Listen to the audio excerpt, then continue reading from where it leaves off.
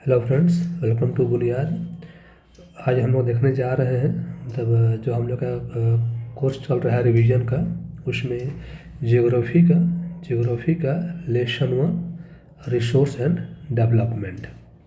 तो पहला बात, रिसोर्स क्या है आप लोग डिफाइन याद कर लीजिएगा।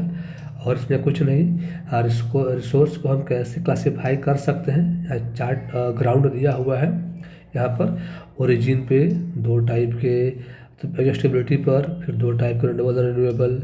ऑनरशिप पे जैसे आपका किसी खास आदमी का, ऐसे इंडिविजुअल, ऐसे मतलब आपका कोई घर हो गया, प्लॉट हो गया, आपका प्रॉपर्टी हो गया। कम्युनिटी ग्रुप वाला, जैसे मतलब आप ऐसे कि पार्क देख लीजिए, पिकनिक स्पॉट देख लीजिए, ग्राउंड देख लीजिए। नेशनल जो देश का है, ऐसे मान लीजिए 12 नॉटिकल माइल्स तक का सी में जो एरिया होता है, जब कोई जगह होता है, याद कर लीजिएगा कि इसका वैल्यू कितना होता है किलोमीटर में। तो ये हो गया। तो अच्छा आप कंट्रेक्ट देख लीजिए। तो ऐसे बांटा गया है बात से। हाँ, स्टेटस ऑफ डेवलपमेंट के ग्राउंड पे कह लीजिए तो पोटेंशियल, डेवलप्ड, स्टॉक और रिजर्व। आप ये कह सकते हैं, मान लीजिए अगर ये आपका स्टॉक हो गया, ये स्टॉक हो गया, तो इसका ये क्या दिखा रहा है आपका रिजर्व। मतलब रिसोर्स तो पता है, बट मान लीजिए मतलब कैसे यूज करें उसमें थोड़ा सा अभी हम पीछे रह पाए हैं। How to use we don't know the technology process, तो कुछ इशू हो रहा है। हाँ, इन सारे टाइप का मतलब असंभव हो तो डेफिनेशन, और इसके अलावा कह लीजिए एग्जाम्पल्स जरूर याद कर लीजिएगा। फिर आते हैं डेवलपमेंट ऑफ रिसोर्स। देखिए, रिसोर्स को जो हमने डेवलपमेंट किया तो क्या क्या समस्याएं हमको झेलनी पड़ी है, प्रॉब्लम्स कुछ लिखा है, इसको ध्यान से पढ़ लीजिएगा। ठीक है, जैसे कि फर्स्ट पॉइंट, सेकेंड पॉइंट और थर्ड पॉइंट। हाँ, थर्ड बात, सस्टेनेबल डेवलपमेंट, ये आपको पढ़ना है। कल इकोनॉमिक्स में ये आपको लेसन पढ़ना है, ये टॉपिक वाला लेसन 1 में वहाँ भी काम देगा। तो जैसा डिफाइन लिखा हुआ है याद कर लीजिएगा एज इट इज़। अगर में पूछता है तो राइट द सेम डेफिनेशन। से मतलब हुआ कि आज जो हम रिसोर्स यूज कर रहे हैं अपने हिसाब से, हमको ये भी ध्यान देना है कि भविष्य में जो लोग, जो पीढ़ी आए, रिसोर्स उनके लिए भी मतलब अवेलेबल रह सके। या ऐसा ना किया तो हम ही मतलब उसको वेस्ट कर दें, बर्बाद कर दें और लोगों को मिले ही नहीं। तो भी ध्यान देना है। एपली प्रेजेंट की नीड को पूरा करते हुए फ्यूचर के बारे में सोचना, दिस इज डेवलपमेंट। याद कीजिएगा, आपका रियो डी जेनेरो जो अर्थ समिट हुआ था 1992 में, फर्स्ट टाइम हुआ था, जगह है ब्राज़ील में। फिर आपका एन 21 1992 यूनिवर्सिटी, तो लर्न द फुल फॉर्म। फिर से रिसोर्स प्लानिंग, हम प्लानिंग क्यों करते हैं, प्लानिंग है क्या, प्लानिंग है क्या देख लीजिएगा। हम प्लानिंग इंडिया में कैसे होता है चेक कर लीजिएगा। होता है 3 लेवल पे, लेवल 1, लेवल 2, लेवल 3 कह लीजिए। कि मतलब पहले के रिसोर्स पहचानते हैं, फिर कैसे यूज करना पता लगाते हैं। फिर कह लीजिए मतलब जो रिसोर्स हम यूज कर रहे हैं तो नेशनल लेवल पर इसका क्या असर पड़ रहा है। फिर मान लीजिए सपोज कोई रिसोर्स है, सपोज हमारा 100 रुपया खर्चा होगा उसको निकालने में, तो उसको यूज करने में, तो मैंने इसको बनाने में 100 रुपया खर्चा हुआ, बट आपको लाभ हो रहा है हमने 50 रुपये का या 80 रुपये का। अब देखिए, खर्च ज़्यादा है, मतलब हमारा इनकम कम है, तो हम वो काम क्यों करेंगे। वो लिखा हुआ है कि हमने पहचान लिया, सारा काम कर दिया, फिर देखता ये है कि नेशनल लेवल पे मतलब वो उसका मतलब देश के ग्रोथ में क्या रोल है, क्या इंपॉर्टेंस है। ठीक है, ये कैसा, ये क्वेश्चन लिखा हुआ है, बहुत अच्छा क्वेश्चन है। देखिए इसको तब ट्राई टू अटेम्प्ट दैट। अच्छा, फिर है रिसोर्स को हम क्यों बचाएं, वाई डू, तब को जवाब दें, लिखा है, पढ़ लीजिएगा। फिर है हमारा जो लैंड रिसोर्स है उसको कैसे हम आज यूज कर रहे हैं, तो देख लीजिए बांटा हुआ है इतने एरिया, प्लेन्स 43%, फिर माउंटेन, देन प्लेटू। अच्छा, हम कैसे यूज कर रहे हैं ज़मीन को, तो फॉरेस्ट है, मतलब नॉट फॉर कल्टिवेशन, तब वाली बाकी काम के लिए जगह आपका खाली छोड़ दिया गया है जहाँ बुआई वाई करते हैं। पैटर्न क्या है, देखिए तब तुलना किया हुआ है। ये आपका है 60, 61 और 14, 15 देख रहे हैं। देखिए ये तो कह लीजिए आपका मतलब नेट सोन एरिया, ये देख रहे हैं, ये मोटा मोटी अप्रॉक्स सेम है नेट सोन एरिया। तो फर्क कहाँ पड़ गया देखिएगा, ये आपका दिखा रहा है फॉरेस्ट एरिया पहले कम था, आपका बढ़ गया है। तो अच्छी बात है देश के लिए। हाँ, तो लेकिन मतलब मोटा मोटी कह लीजिए कि जो हमारा यूज था, कह लीजिए जहाँ कह लीजिए फार्मिंग के लिए जो हम जितना पहले यूज करते थे, मोटा मोटी हम आज वही यूज कर रहे हैं। कम आपका बाकी फील्ड में कुछ कम बेस हुआ है, देख लीजिएगा। ठीक है। अच्छा, और देखिएगा फिर कहा जा रहा है कि आपका हमारे इंडिया का ये पर दिखाता है पूरा एरिया, ये आपने पहले पढ़ा होगा, पढ़ा जा रहा है कि सिर्फ हमने इतना ही सर्वे किया है, कर लीजिए सबका यूज कर लीजिए। कारण क्या है, क्यों ये क्या कर रहा है, जब आपका नॉर्थ ईस्ट है स्टेट्स है, आसाम को छोड़कर बाकी आपका 6 और स्टेट है नॉर्थ ईस्ट में, तो उन्होंने अपना ठीक से अपना सर्वे प्रेजेंट नहीं किया है। तो आप जानते हैं कि कश्मीर का कुछ एरिया पाकिस्तान के पास है, कुछ चाइना के कंट्रोल में है। कहा जा रहा है कि पूरा एरिया का हमने बस इतना ही मतलब सर्वे किया है, कुछ बाकी रह गया है टू सॉल्व सब इशूज। चलिए ये ठीक है इतना। अच्छा फिर आपका है कि आपका ज़मीन बर्बाद कैसे हो रहा है और कैसे इसको हम बचा सकते हैं, सब हम लोग पहले से पढ़ते आए हुए हैं, पढ़ लीजिएगा। सॉयल या वेरी इंपॉर्टेंट रिसोर्स समझाते हैं, इसके बिना कुछ पॉसिबल नहीं है। अच्छा अब है इसको कैसे बांटा गया है, देख लीजिए अलुवियल सॉयल, देखिए इसका ये अच्छा दिख रहा है कि बेसिकली मिलता है इन एरियाज में, बेसिकली कह लीजिए। अच्छा फिर दो टाइप, भांगर और खादर। देखिए देखिए भांगर और खादर, आपको डाउट हो कि कौन पहले आया, देखिएगा पहले बी आता है बाद में के आता है, तो जो पहले आया है वो ओल्ड होगा, जो बाद में आ रहा है के तो न्यू होगा। मतलब भांगर क्या हो गया, ओल्ड और अलुवियल, खादर क्या हो गया, न्यू और अलुवियल। और ये मोर फर्टाइल है या लेस फर्टाइल, सब डिफरेंस पढ़ लीजिएगा दोनों में। Black soil also known as regur soil, use for कहते हैं फॉर कॉटन के लिए इसका मुद्दा का इस्तेमाल करते हैं, बेसिकली डकन प्लेटो में कह लीजिए। अच्छा देखिए का मैप दिया हुआ है, फॉरेस्ट लैंड है ये आपका देखिए, ये आपका ये अलुवियल वाला पार्ट है, ये अलुवियल पार्ट देख रहे हैं, अलुवियल बेसिकली मिल रहा है बिहार यूपी पंजाब वगैरह मिल रहा है बेसिकली, वो सबका ईस्टर्न घाट में मिल रहा है, देखिएगा ईस्टर्न घाट में लेवल मिल रहा है। ये रेड सॉइल दिख रहा है, रेड लेवल दिख रहा है, रेड दिख रहे हैं, ठीक है रेड येलो सॉइल हो गया आपका। ये ब्लैक सॉइल आपका हो गया, बेसिकली कह रहे हैं गुजरात देख लीजिए, गुजरात महाराष्ट्र वगैरह में। ये आपका डेजर्ट आपका एरिड सॉइल हो गया राजस्थान वगैरह में। और वेस्टर्न घाट में क्या हो गया आपका, लेटराइट वेस्टर्न घाट में रेड सॉइल तक कर लीजिए आपका ऐसे।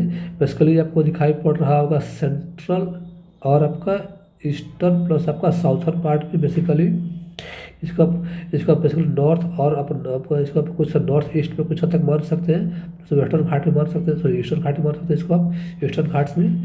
तो मोटा मोटी कौन सवाल का है देख लीजिएगा बढ़िया से इस चीज़ को है। तो भाई radial soil, laterite soil, arid soil, देखिए कुछ नहीं करना है बेसिकली कि हर सॉयल के बारे में तीन तीन पॉइंट्स या ज़्यादा नहीं, 3 पॉइंट, जैसे मान लीजिए किस एरिया में मिलता है, किस क्रॉप के लिए बेसिकली सूटेबल है, और मतलब उसका प्रॉपर्टी से मान लीजिए आप वैसे कहते हैं कि सॉयल पार्टिकल्स, मतलब स्मॉल है बिग है कैसे है, उसमें न्यूट्रिएंट क्या क्या है, बस कुछ नहीं करना है। ऐसे बेस्ट आइडिया है, आप मैप भेज, जैसे मान लीजिए आप पढ़ रहे हैं अबाउट माउंटेन सॉयल, इसके बगल में 1 2 3 मैप में ही अबाउट अलुवियल सॉयल 1 2 3 की आप फीचर्स लिख लीजिए मैप पर ही, तब लास्ट टाइम आपको काम देगा रिवाइज करने के लिए। ये हमारा कंप्लीट हो गया, कॉर्पोरेट लॉ सब कुछ हो गया और सॉयल वगैरह, ठीक है। अब सॉयल इरोजन कैसे होता है, उसको कैसे बचा सकते हैं, सब पहले से पढ़ते आए हैं कि कैसे क्या कर सकते हैं हम लोग। बेसिकली इसमें इतना ही, इतना कर लीजिएगा, MCQ अटेम्प्ट जरूर कीजिएगा, क्वेश्चन भी है। देखिए मैं शुरू से कह रहा हूँ कि NCERT का आप कुछ क्वेश्चन नहीं छोड़ सकते हैं, एग्जाम में आए चाहे ना आए, एग्जाम से पहले अटेम्प्ट एवरी क्वेश्चन। सेकंड चीज़, हाँ इसमें एक बात लिखा हुआ था, गांधी जी ने कहा था, just a minute just a minute just a minute just a minute just a minute, कहाँ गया, बापू ने कुछ तो कहा था, देखिए there is enough for everybody's need but not for anybody greed, ये कथन है, स्टेटमेंट है, मान लीजिए महात्मा गांधी जी का, ठीक है, ये किसने कहा था, गांधी जी ने कहा था। देखिए यह लिखा है कि मतलब रिसोर्स आपका जमा हो गया है कुछ लोगों के पास, लार्ज अमाउंट रिसोर्स का कुछ हैंड्स में कुछ पॉकेट्स में जमा है। इसके लिए आपका परसों का डाटा आया है, एक ऑक्सफैम रिपोर्ट आया है, वो कह रहा है कि इंडिया के टॉप 1% रिच पीपल के पास इंडिया का टोटल 40% वेल्थ है। चाहे तो इसको अपने सर में कोट कर सकते हैं कि एज पर Oxfam report top 1% richer people in India have 40% of India wealth in their hand. तो दिखा रहा है कि मतलब कितना मतलब बैड सिचुएशन है ये। और यहाँ मेरा आपसे क्वेश्चन है कि कोई भी रिसोर्स हो हमारे बिना, ह्यूमन्स के बिना उसका एज ए रिसोर्स कोई इम्पोर्टेंस नहीं है। लिख लीजिए, ये ह्यूमन्स ही है, ये हम ही लोग हैं जो किसी भी मतलब कह लीजिए मतलब ऑब्जेक्ट को या कह लीजिए किसी मतलब मटेरियल को हम रिसोर्स का रूप देते हैं। It is we who give face to something as resource, मतलब ह्यूमन्स के बिना रिसोर्स नहीं है। तो इस स्टेटमेंट से आप क्या समझते हैं, इसका आंसर क्या होगा? ट्राई टू राइट कि it is the humans who give shape to resource और मीनिंग टू रिसोर्स। चलिए हम लोग साइंस का लेसन 1 देख लें। हम लोग साइंस का लेसन 1 देख लिया जाए। चलिए हम देखते हैं साइंस का lesson 1। Science lesson 1 chemistry, chemical reactions and equation. पहला बात, define this two terms. Chemical reaction क्या है और केमिकल इक्वेशन क्या है, जस्टिफाई दैट। उसके बाद देखिए मतलब केमिकल रिएक्शंस होने का प्रॉपर्टीज या कैरेक्टरिस्टिक्स क्या क्या हो सकते हैं। तो मतलब इसका स्टेट बदल जाए, रंग बदल जाए, गैस आ जाए, तापमान चेंज हो जाए, इसे इसका सबका एक एक एग्जाम्पल कि किस केस में क्या होता है याद कर लीजिएगा। चलिए केमिकल इक्वेशन क्या है, सिंपली कह लीजिए केमिकल रिएक्शन को बोलिए सिंबल्स एंड फॉर्मूला के हेल्प से रिप्रेजेंट करना यह कहलाता है केमिकल इक्वेशन। सिंपली किसी केमिकल चेंज को, केमिकल इक्वेशन को सिंबल्स और फार्मूला के हेल्प से रिप्रेजेंट करना कहलाता है केमिकल इक्वेशन। जैसे magnesium plus oxygen equal to magnesium oxide, इसको बैलेंस कर दिया, ये दिखा रहा है आपका केमिकल इक्वेशन। आप कैसे लिखते हैं तो आप जानते हैं, बीच में एरो होता है, लेफ्ट को कहते हैं रिएक्टेंट, कहते हैं प्रोडक्ट। आप लोग पहले पढ़े हुए हैं नो डाउट। बैलेंस कैसे करते हैं आप लोग सीख लिया होगा, नहीं सीखा तो ट्राई कीजिए सीखने का।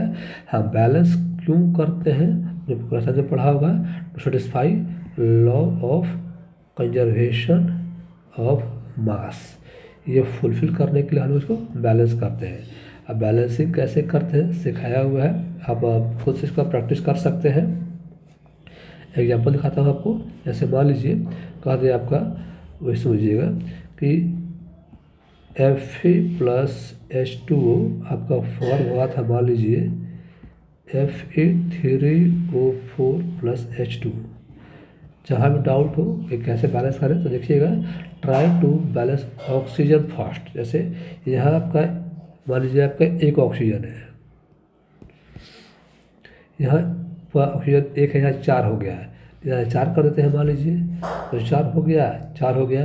अब H हो गया 4 दूनी 8, 4 लगा दिए, 8 हो गया।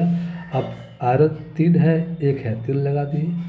अरे कि जहाँ भी डाउट हो तो अगर किसी इक्वेशन में H है या O है और दोनों है तो कोई दिक्कत नहीं है, try to balance any one fast. और अगर एक आपने बैलेंस कर दिया तो भाई का मतलब जनरली बैलेंस हो जाता है। या क्वेश्चन से दिए गए हैं, बना लीजिएगा, छोटा रहिए क्वेश्चन एनसीईआरटी का।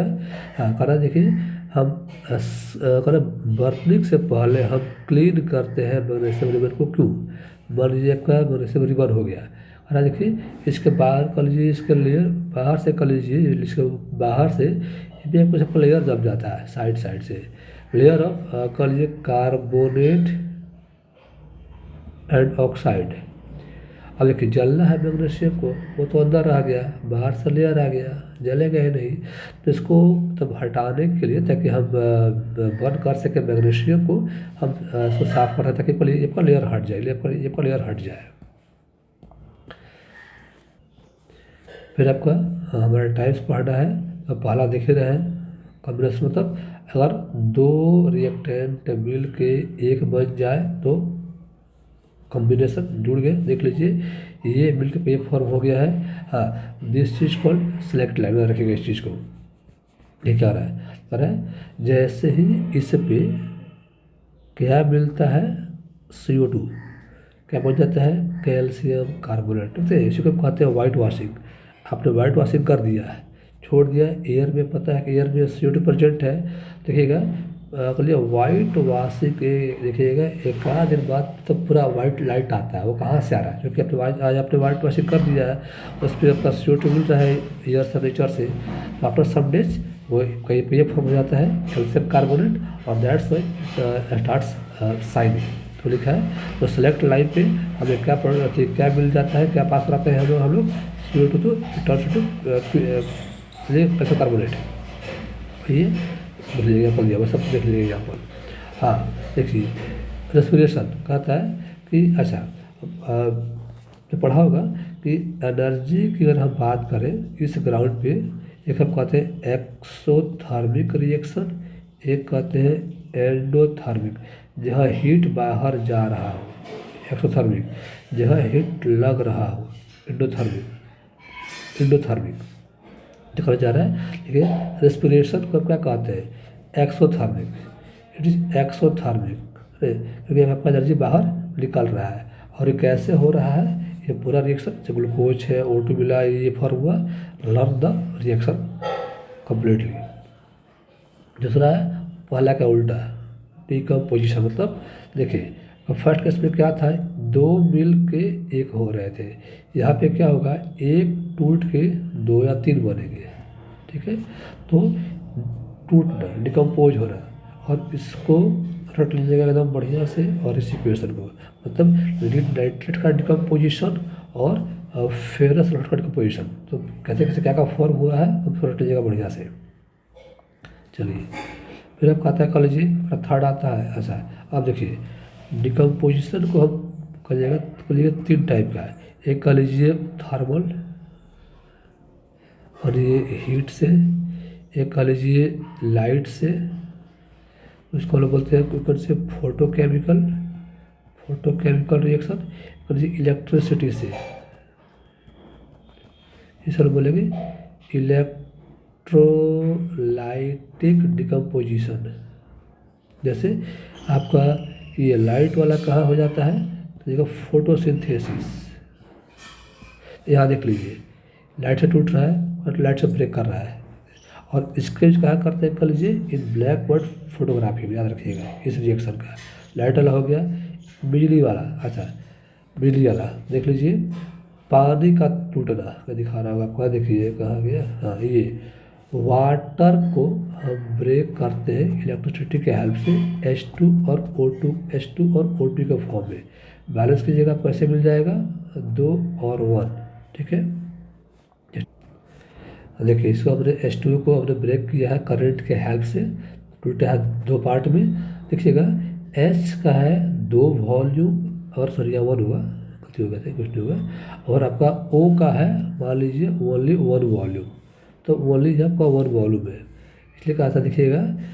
अरे यहाँ पर जो आपका गैस जमा हो रहा है देखिएगा, मतलब ऑक्सीजन का अमाउंट यहाँ पे अमाउंट कम है, H2 का अमाउंट ज़्यादा है, क्योंकि H2 फॉर्म हो रहा है 2 वॉल्यूम, O फॉर्म हो रहा है 1 वॉल्यूम। यह पूछता है कि मतलब किस गैस की मात्रा ज़्यादा होती है, और इसको right the reaction and so this case ऐसा होता है। थर्ड कह लीजिए डिस्प्लेसमेंट, मतलब हटा देना, ऐसे मान लीजिए A और B से एक साथ था, A ने B को हटा दिया, अभी क्या बन गया AC प्लस B, तो इसने डिकम्पोज कर दिया, हटा दिया, सॉरी तो इसने तब डिस्प्लेस कर दिया। जैसे देखिए फेरस ने लोहा ने कॉपर को हटा दिया है, तो क्या बन गया तो बाहर निकल गया है, सिर्फ रट लीजिएगा या कर लीजिएगा। चौथा हमारा डबल डिस्प्लेसमेंट, देखिए इसमें क्या कर सकते हैं कि AB प्लस CD था, ये प्लस ये माइनस, ये प्लस ये माइनस, क्या होगा इसका प्लस आएगा इसके माइनस के पास, जो हो गया AD प्लस ये प्लस गया माइनस के पास, ये हो गया CB, ठीक है। हमेशा आगे प्लस लिखाता है पीछे माइनस लिखाता है, रखिएगा। तो यहाँ काम हो रहा था बस एक दफ़ा, बस एक का, यहाँ हो रहा है 2 दफ़ा, ये बोला गया डबल डिस्प्लेसमेंट रिएक्शन। इसे कभी कौन से जानते हैं, कहते हैं प्रिसिपिटेशन रिएक्शन। रखिएगा, ये पूछ दे कि चारों में किसका नाम होता है, तो मिलेगा कि जो डबल डिस्प्लेसमेंट है उसी को कभी कौन से जानते हैं प्रिसिपिटेशन रिएक्शन। चलिए मुझे क्या दिख रहा है, ये आपका प्रिसिपिटेट फॉर्म हो रहा है, प्रिसिपिटेट। लास्ट ऑक्सीडेशन इसको कहते हैं, पढ़ेंगे रिडॉक्स, मतलब दोनों ऑक्सीडेशन अलग होता है, रिडक्शन अलग होता है, पर जहाँ दोनों एक साथ हो तो उसे बोलते हैं रिडॉक्स। जैसे देखिए, अच्छा ऑक्सीडेशन क्या होता है, यह हम कहते हैं या तो ऑक्सीजन आए या हाइड्रोजन जाए जाए तो ऑक्सीडेशन। यहाँ का ऑक्सीडेशन क्या बोलेंगे, ऑक्सीजन जाए या हाइड्रोजन आए तो रिडक्शन। आपको इस काम आता है, एक हम कहते हैं substance oxidised, substance reduced, oxidising agent, reducing agent. तो यहाँ पर मान लीजिए, यहाँ पर ये चारों में कौन कौन है, कर लीजिए यहाँ पर, यहाँ पर कौन कौन है लेकिन लिखा हुआ है यहाँ पर, बढ़िया से पढ़ लीजिएगा बढ़िया से। लास्ट कोरोजन क्या होता है तो पढ़ा होगा, ये कह लीजिए मेटल्स का कह लीजिए डिकम्पोज हो जाना, सड़ जाना, डिस्ट्रॉय हो जाना, कोरोजन क्यों होता है तो पढ़ा होगा। तो मतलब मेटल पे ऑक्सीजन और वाटर मिलता है तो लगता है उनको तो डिकम्पोज करना, उसी को हम कहते हैं कोरोजन। और इसे पढ़ा होगा रस्टिंग ऑफ आयरन। रस्टिंग क्या है, काइंड ऑफ कोरिजन है आयरन का, लोहा का। चौथा रेंसिडिटी, मरमिनोट का जो काम यहाँ हो रहा था मेटल में, यहाँ होता है फूड में, और जो फूड का सड़ जाना, बासी हो सकते हैं। हमारे अगर गर्मी के टाइम में हमारे अगर कोई फूड खराब हो गया है तो उसका टेस्ट, उसका स्मेल, एवरीथिंग चेंजेस। क्यों हो रहा है तो सिंपली कर लीजिए due to oxidation of food. क्यों कर लीजिए, आपका बेसिकली फैट या ऑयल का एक बेसिकली यह डिकम्पोज होते हैं and they produces bad smell और बैड टेस्ट। तो जो कैसे बच सकते हैं उपाय लिखा हुआ है, पढ़ लीजिएगा बढ़िया से कि हम कैसे बच सकते हैं। क्वेश्चन दिया गया है, आराम से कर लीजिएगा सॉल्व एवरी क्वेश्चन, कोई क्वेश्चन नहीं छोड़ना है इसमें का, पहले से कुछ नहीं छोड़ना है, और तो हर हाल में कर लीजिएगा इसमें लास्ट क्वेश्चन को। चलिए अब देखते हैं मैथ्स का चैप्टर 1 रियल नंबर। जो बहुत बेसिक कुछ नहीं जानना है, ठीक है, पढ़ा होगा वो यूक्लिड का लेमा वगैरह वाला, तो अगर समझ में आए तो ठीक है, नहीं आया तो इसको चाहे तो आप स्किप कर सकते हैं, बट स्किप मत कीजिएगा। एटलीस्ट जितने कुछ NCERT में दिया गया है एग्जाम्पल सहित, at least try to do all question NCERT के। बस ये 5 क्वेश्चन दिएगा, इसको कर लीजिएगा, कोई बाकी कोई दिक्कत नहीं है। फिर कोई SCFL से पढ़ा होगा आपने कि product of 2 number equal to HCF into LCM। यह 4 चीज़ होता है, चाहे पर कोई 3 दिया रहेगा, बोलेगा चौथा निकालिए, निकाल लीजिएगा, कोई दिक्कत नहीं है। चलिए बेसिक चीज़ें कर लीजिएगा इस चीज़ को। हाँ ये इसमें √2 इरेशनल है, प्रूफ √3, √5, √7, हर हाल में इसका कीजिएगा, चांस से क्या पूछने का, और साथ में किस टाइप का कॉम्प्लेक्स वाला ये इरेशनल कैसे है दिया हुआ है, कर लीजिएगा इस चीज़ को। लास्ट कर लीजिए हमारा डेसिमल प्रेजेंटेशन, यानी कि करा है तो पढ़ा होगा डेसिमल का 2 फॉर्म, एक हम लोग कहते हैं टर्मिनेटिंग, जो ख़त्म हो जाए, मान 0.25 ये ख़त्म हो गया भाई, ये आगे नहीं बढ़ रहा है आपका, तो ये आपका ख़त्म हो गई है, रुक गया है। एक हम कहते हैं नॉन टर्मिनेट, इसे मानिए 0.1 2 3 4 6 तो बढ़ते जा रहा है, ख़त्म नहीं हो रहा है। तो कर रहा है जैसे मानिए कर रहा है 7/20, ये कर ले 8/75 आप कर रहा है विदाउट भाग दिए, कर रहा है बिना भाग दिए। तो ये चेक करना है कि दोनों में किस टाइप का है, मतलब ये दोनों है वो टर्मिनेटिंग है कि नॉन टर्मिनेटिंग है, बिना भाग दिए। तो कुछ नहीं करना है, आपको कहाँ ध्यान देना है, इसके नीचे वाले में, मतलब कर लीजिए और डिनोमिनेटर, इसको आपको फैक्टराइज करना है, फैक्टर करना है, और ध्यान दीजिएगा। और है कि जैसे कर रहा है चेक, या कर चेक कीजिए बिना भाग दिए हुए कि इसमें कौन सा टर्मिनेटिंग है और कौन सा आपका नॉन टर्मिनेटिंग है। कुछ नहीं करना है, जितना आपका नीचे दिया हुआ है कर लीजिए, पर डिनोमिनेटर में कर लीजिए, आपको सबको फैक्टराइज करना है, डिनोमिनेटर का फैक्टर कीजिए, फैक्टराइज कीजिए। और देखिए कि अगर ओनली 2i, ओनली 5 या 2 एंड 5 सिर्फ 2 आए फैक्टर में, सिर्फ 5 आए या 2 एंड 5 को साथ में कोई तीसरा नंबर न आए और एक के सबको कहीं मिलेगा तो बोलेंगे वो का टर्मिनेटिव हो जाएगा, ख़त्म हो जाएगा। मान लीजिए दोनों आ गया, मान लीजिए 2 भी है, 5 भी, मान लीजिए 3 भी आ गया या 7 आ गया, इनके अलावा कुछ और आ गया तो उसे हम बोलेंगे नॉन टर्मिनेटिंग। बस ये दिखाना था आपको, ख़त्म हो गया। ऐसे बेसिकली ये वाला और √2 5 वाला था, ये सब क्वेश्चन जरूर कर लीजिएगा। और इसके अलावा सब सिंपल टू मॉडरेट MCQ, बहुत डिफिकल्ट MCQ नहीं अटेम्प्ट करना है, को कभी नहीं पूछेगा, सिंपल पूछेगा या मॉडरेट पूछेगा मतलब मीडियम पूछेगा, इस चैप्टर से ज़्यादा लेंथी MCQ नहीं पूछेगा। तो बस फ्रेंड्स आज इतना ही इस मतलब इस क्लास में। फ्रेंड्स हमने आज साइंस का लेसन 1 रिवाइज किया क्विक टाइम में, ज्योग्राफी का 1 रिवाइज किया हमने और मैथ का 1 रिवाइज किया कि मतलब क्या पढ़ें कैसे पढ़ें। और आपको इतना आता है तो आप फुली प्रिपेयर्ड है इन चैप्टर्स को लेके एग्ज़ाम के लिए। तो फ्रेंड्स आपको ये इनिशिएटिव अच्छा लगे तो प्लीज़ वीडियो को लाइक शेयर और हमारे चैनल को सब्सक्राइब जरूर करें। Thank you.